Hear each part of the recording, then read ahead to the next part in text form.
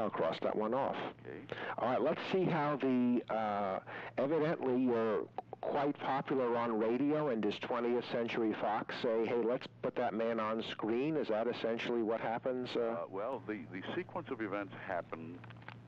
An agent with NBC, Dima Harshbarger was her name, arranged a test for me in August of 1935 with Metro. Yes. I came to the coast. I came out on train and went back on train also. Made the test for Metro. I saw the test before I went back, and I hated it. I just hated me on the screen. Well, since that time, I've made so many pictures. I don't like me on the screen at all anyway, I found out. So that wasn't unusual for me. But they turned me down, by the way. Then an agent called George Frank from Hollywood out here, he's since dead, thought he saw something that maybe another studio might be willing to test for and see whether or not he might be able to rent. Well, he did. He went over to Fox, and Zanuck, of course, had nobody at that time. And he arranged a test for me in New York City in December of 1935. Yes. And I flew into New York and made the test. And Joe Helper was the name of the man that conducted the test. He was an assistant in the office there in 20th Century Fox in New York. And when I was all through with the test, they were just, a couple of lines, and you'd turn your face, that kind of thing. Yes. Well, how do you photograph? And at the end, when that was all over, he said, by the way, do you sing? And I said, well, I sing once in a while on radio, that kind of thing. So he went downstairs and bought a piece of music. And now it'll skip my mind what the piece of music was. And I almost always know it, but I can't record it, remember it right now. Well, he played the piano. Yes. So I stood, he turned the camera on me, and he sat at the piano off camera, and I sang this song. And I would rather think that probably was an influencing factor in Zanuck taking me, because he was going to make so many musicals. Sure.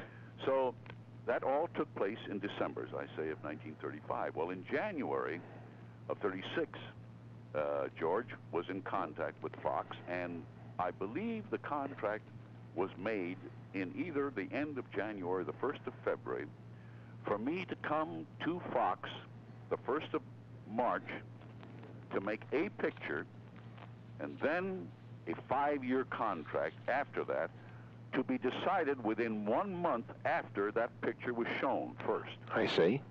So I came out March 1st and went to work that morning. I came out on a plane, landed out there in the valley, and I went to work that same day.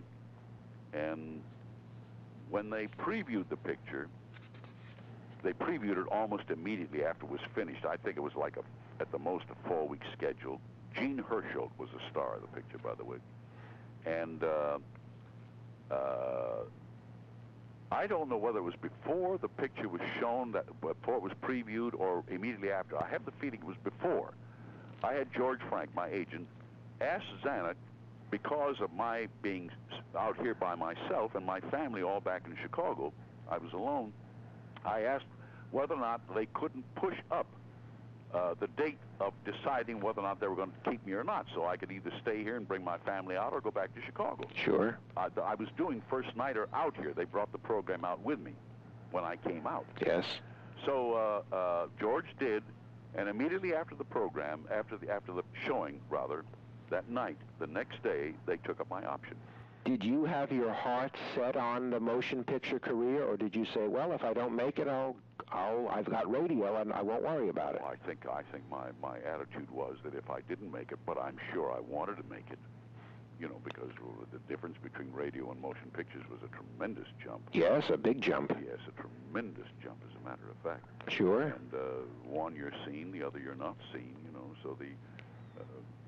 mind you, the money was good in radio in those days, but nothing like that, nothing like you could make in motion pictures. Sure. So yes, I really wanted the career very badly, and it happened. Yes, it did. Yes.